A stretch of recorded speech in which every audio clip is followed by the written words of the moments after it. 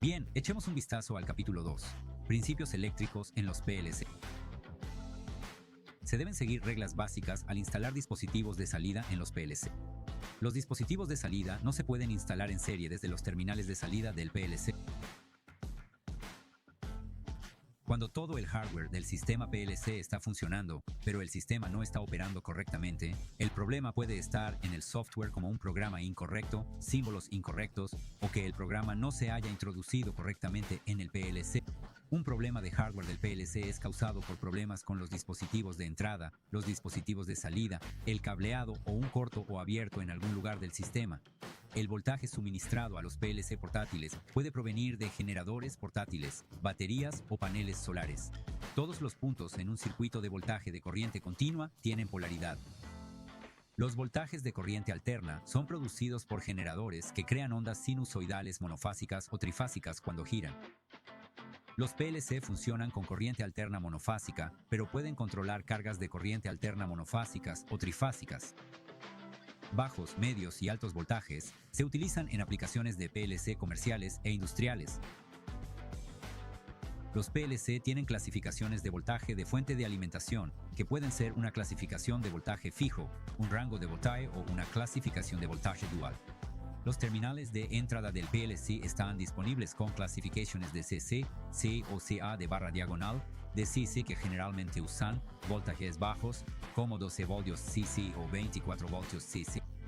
Los interruptores de terminal de salida de un PLC son interruptores mecánicos o interruptores de estado sólido. Los circuitos de entrada típicos de PLC consumen entre 5 mA y 20 mA de corriente. Un circuito de interruptor de entrada de 2 hilos utiliza interruptores mecánicos, como un botón, o de estado sólido, como fotoeléctricos o de proximidad, y un circuito de entrada de 3 hilos utiliza interruptores de estado sólido. Los dispositivos de conmutación que utilizan transistores NPN como elementos de conmutación se denominan dispositivos de disipación de corriente, conmutación negativa o NPN. Los dispositivos de conmutación que utilizan transistores PNP como elementos de conmutación se denominan dispositivos de fuente de corriente, conmutación positiva o PNP.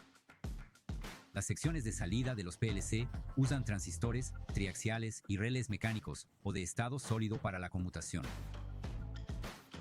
El cobre Q es un mejor conductor que el aluminio Al, porque el cobre puede transportar más corriente para un tamaño determinado AWG, American Wire Gauge, calibre de cable americano.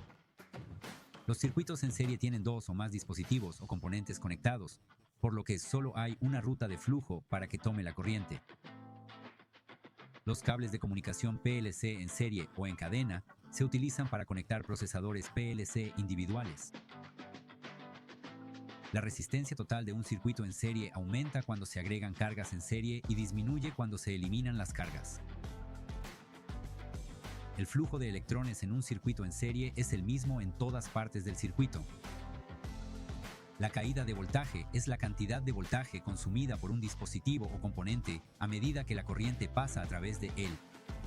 Los circuitos paralelos tienen 2 o más dispositivos o componentes conectados, de modo que hay más de una ruta de flujo para que tome la corriente.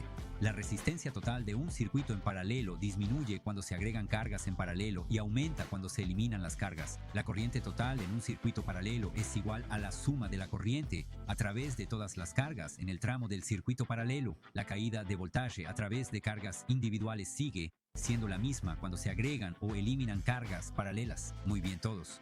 Eso fue todo para esa sesión. El siguiente será el capítulo 3, circuitos eléctricos y PLC, y nos vemos allí.